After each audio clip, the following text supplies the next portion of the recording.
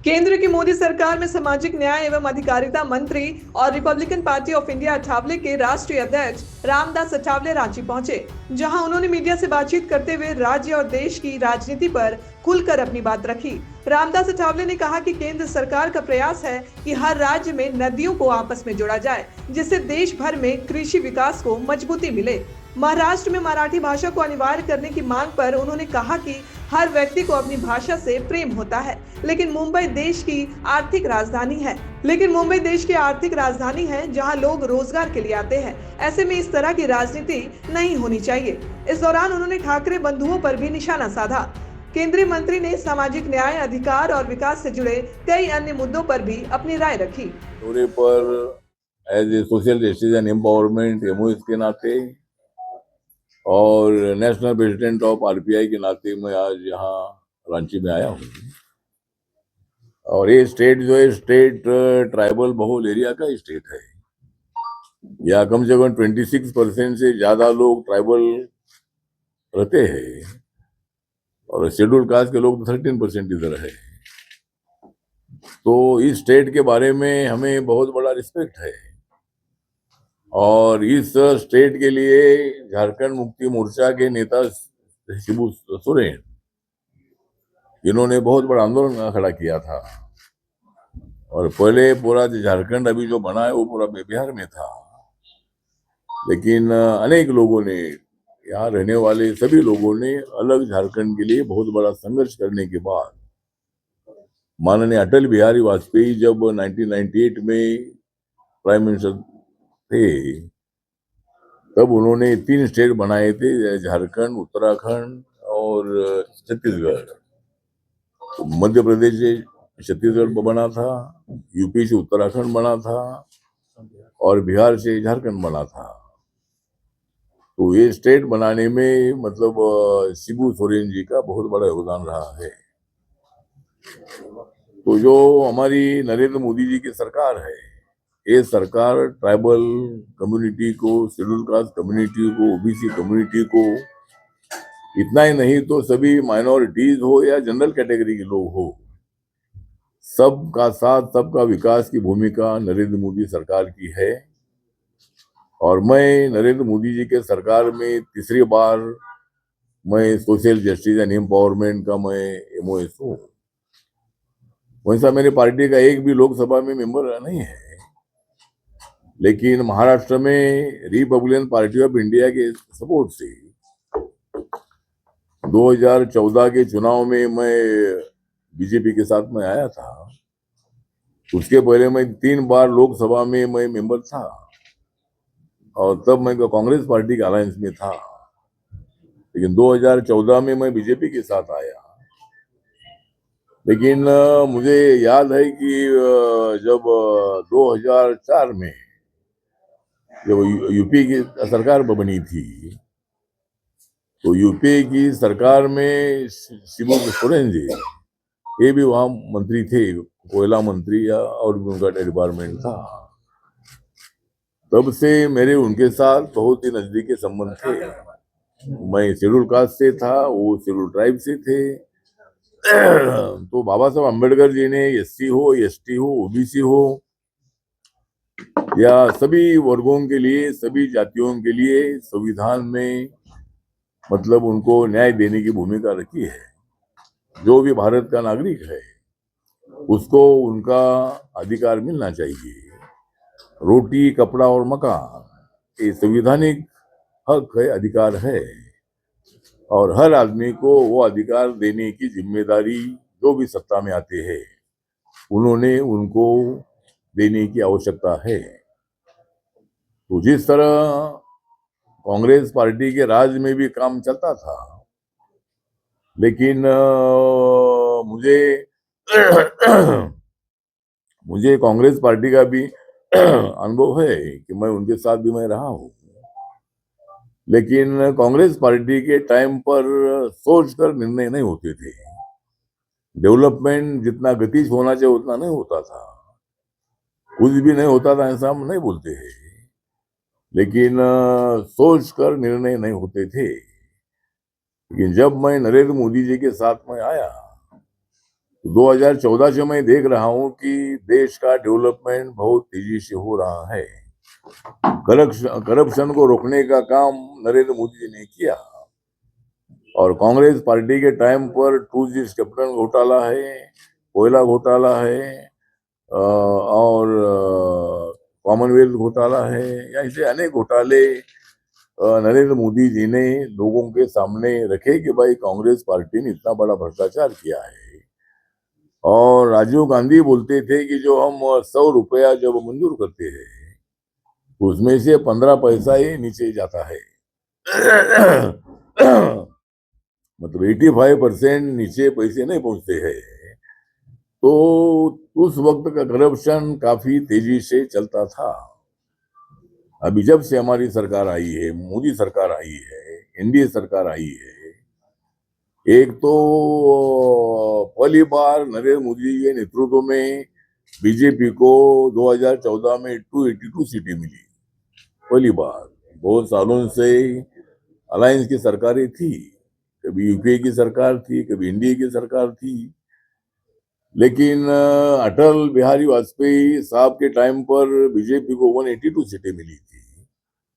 और तब जॉर्ज फर्नांडिस, उसके साथ साथ नीतीश कुमार है, नवीन पटनायक है, ममता बनर्जी है, शरद यादव है, या डीएमके है, ऐसी अनेक पार्टियां जो है, ये पार्टियां एनडीए में थी।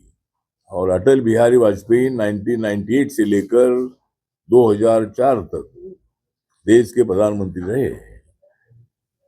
तो मुझे लगता है कि नेशनल डेमोक्रेटिक अलायंस जो है, विचारधारा थोड़ी अलग अलग हर पार्टी की हो सकती है, लेकिन कॉमन एजेंडे पर एनडीए के अनेक नेता एक साथ आए।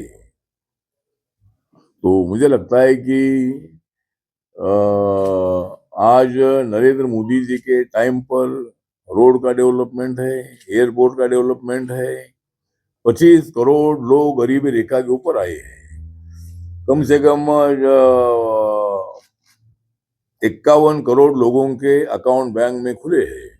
हाँ, मेरे पास आंकड़े हैं जो हमारी सरकार जब से आई है। तो 2014 में ये प्रधानमंत्री जनधन योजना शुरू हुई, और जिन्होंने कभी बैंक का दरवाजा नहीं देखा था, तो ऐसे लोगों के अकाउंट बैंक में खुले हैं। और अभी तक 57 करोड़ 3,10,000 3,10,000 इतने अकाउंट ऑल इंडिया में बैंक में खुले हैं।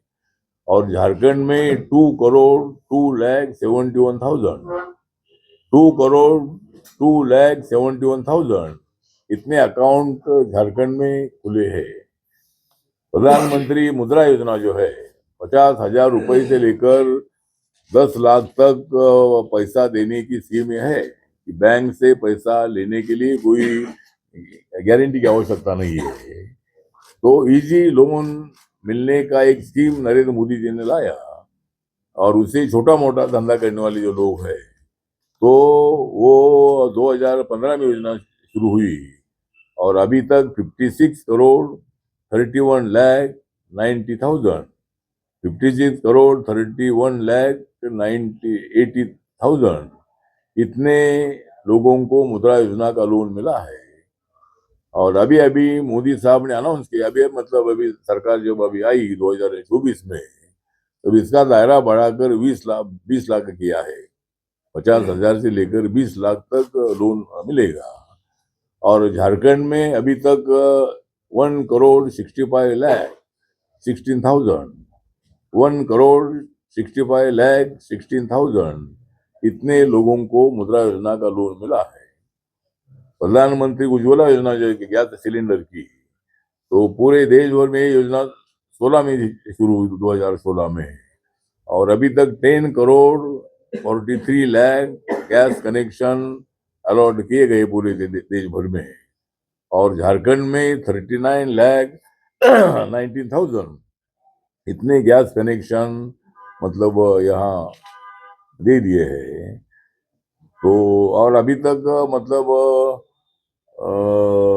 जो प्रधानमंत्री आवास योजना है, उसमें कम से कम 4 करोड़ से ज्यादा लोगों को मकान मिले हैं। और अभी 3 करोड़ मकानों की अनाउंसमेंट मोदी साहब ने की है, उसके लिए बजट भी अलॉट किया है। और ग्रामीण हाउस स्कीम योजना है और शहरी योजना भी उसमें है, तो वो भी मतलब योजना है। तो जो मतलब लेकिन अभी मेरे पास रूरल के आंकड़े नहीं है, लेकिन जो अर्बन के आंकड़े में मेरे पास है कि झारखंड में 1,65,000 इतने मकान यहाँ अलॉट हुए अभी तक। दूसरा जो है ये अपना प्रधानमंत्री जन आरोग्य योजना, आयुष्मान भारत योजना जो है, तो इस योजना के अंतर्गत अभी तक पूरे देश भर में 4 करोड़ से ज्यादा लोगों को इसका फायदा हुआ है। और ये स्कीम ऐसी है कि एक फैमिली को एक साल में 5 लाख रुपए देने की स्कीम है। जो वो कार्ड निकालेगा, अपना नाम डालेगा, तो हर साल में 5 लाख रुपए देने की स्कीम आयुष्मान भारत योजना है। और यहाँ मतलब इसका इस झारखंड में अभी तक 27,61,000 इतने लोगों को इसका फायदा हुआ है। तो मतलब यहाँ हमारी सरकार नहीं है, इसीलिए हम यहाँ कोई पैसा नहीं भेजते हैं, ऐसा बिल्कुल नहीं है। हेमंत सोरेन जी हमारे अच्छे मित्र है, उनके पिताजी के साथ हमारे बहुत अच्छे संबंध थे। और हेमंत सोरेन जी तो मतलब यहाँ काम कर रहे हैं, लेकिन जो भी स्कीम होगी वो स्कीम तो मतलब यहाँ जो है ये स्कीम के लिए पैसा ऑटोमेटिकली आता ही है, जो हमने योजना बताई है। और दूसरा एक है कि मैं यहाँ मैथल डैम आया था। मैथल डैम में जहाँ अपना ये दामोदर वैली कारपोरेशन जो है, उसका कलकत्ता में ऑफिस है। और डॉक्टर बाबा साहब अम्बेडकर जी पंडित जवाहरलाल नेहरू जी के मंत्रिमंडल में वाटर रिसोर्स मिनिस्टर थे। तब बाबा साहब अम्बेडकर जी बहुत बार यहाँ आए थे, मैथल डैम में आए थे। और वहाँ बाबा साहब अम्बेडकर जी ने एक डैम बनाने के लिए उन्होंने प्रयत्न किया था। और बाबा साहब ने बताया था कि ऐसे डैम की आवश्यकता है, डैम बनेंगे तो वह बिजली का निर्माण भी होगा, उस पानी पीने के लिए, आदमी के लिए, जानवरों के लिए, पंछी के लिए, खेत के लिए उस पानी का उपयोग होगा। तो इसी तरह डैम की कल्पना भी बाबा साहब ने बताई थी। और नदी जोड़ने का प्रोग्राम बाबा साहब ने उस टाइम पर बताया था। उन्होंने उसके लिए कुछ आर्टिकल भी लिखे, एक किताब भी लिखे है। और बाबा साहब का कहना था कि देश में कभी सूखा होता है, कभी ज्यादा बारिश होती है। तो जहाँ ज्यादा बारिश होती है वो पानी, नदी का पानी जब एकदम ज्यादा आता है, उससे फसल का नुकसान होता है, मकान का नुकसान होता है, आदमी बह कर जाते हैं। तो वो पानी अगर ज्यादा बढ़ता जाएगा तो ऑटोमेटिकली जहाँ कम बारिश हुआ है उस दूसरे नदी में वो पानी जाएगा, फिर ये भी नुकसान नहीं होगा। और समुद्र में जाने वाला पानी जो है वो अपने पास ही रहेगा, तो उसका फायदा मतलब जहाँ सूखा होता है वहां भी एग्रीकल्चर अच्छा होगा। तो ये बाबा साहब की कल्पना थी। लेकिन कांग्रेस पार्टी के जमाने में नदी जोड़ने के प्रोग्राम पर ध्यान नहीं दिया है। अभी हमारी सरकार ये आने के बाद, एनडीए सरकार आने के बाद नरेंद्र मोदी जी ने नदी जोड़ने के प्रोजेक्ट को पूरा सहयोग देने का निर्णय लिया है। और नदी जोड़ने के प्रोग्राम के लिए बहुत सारा पैसा एक्सपेंडिचर करने का हमारी सरकार का प्रयत्न है। तो इसीलिए मतलब ये झारखंड जो हमारा दामोदर वैली है, ये झारखंड, बिहार और वेस्ट बंगाल के बॉर्डर पर ये पूरे डैम है। तो इस तरह ठीक बात है। तो मैं वहाँ आया था और वहाँ बाबा साहब अम्बेडकर जी के स्टैचू का इनॉग्रेशन भी हुआ था 3 साल पहले। हाँ, 2 साल पहले। और वहाँ बाबा साहब के प्रतिमा का इनॉग्रेशन मेरे हाथ से हुआ था। मुझे वहाँ दामोदर वैली कारपोरेशन ने बुलाया था और हमने मांग किया था कि बाबा साहब का स्टैचू उधर होना चाहिए। लेकिन और भी हमारी मांग ऐसी है कि ऑफिस में तो स्टैचू लगाया है, लेकिन हमने ये सुझाव दिया था कि जो जहाँ डैम है तो वहाँ सामने जो पहाड़ है, यहाँ से हम जाते हैं तो पहाड़ ऐसा सामने है, तो टापू है सर, डैम में हाँ टापू। टापू है, तो वहाँ बाबा साहब का स्टैचू बिठाने का आश्वासन दामोदर वैली ने दिया था। तो ऑफिस में तो बिठाया, बहुत अच्छी बात है, लेकिन वहां भी वो बाबा साहब का बड़ा स्टैचू जो ब्रॉन्ज का होता है, ऐसा स्टैचू बिठाने की मांग आज भी हमारी है। मैं दामोदर वैली कारपोरेशन के मैं संपर्क में हूँ, और वहाँ जो पावर मिनिस्ट्री है, पावर मिनिस्ट्री के साथ भी मैं संपर्क करके वहाँ एक बड़ा बाबा साहब का स्टैचू होना चाहिए, क्योंकि बाबा साहब के माध्यम से मतलब वो स्टैचू वहाँ वो डैम बने हैं। उसी तरह मतलब अभी हमारी कोशिश है कि मैं कई सालों से इधर आ रहा हूँ, लेकिन मेरी पार्टी इतनी जितनी स्ट्रांग होनी चाहिए उतनी नहीं हो पा रही है। तो इसी मेरी पार्टी बिलोंग करती है महाराष्ट्र से, लेकिन देश के 28 राज्यों में मेरी पार्टी का यूनिट है, मतलब वो इलेक्शन लड़ने तक हम इतने ताकतवर आज नहीं है, लेकिन कार्यकर्ता मेरे साथ सभी जाति के, ट्राइबल के हैं, एससी के हैं, जनरल के, ओबीसी के हैं, लेकिन पार्टी हमारी इतनी स्ट्रांग होती नहीं जा रही है।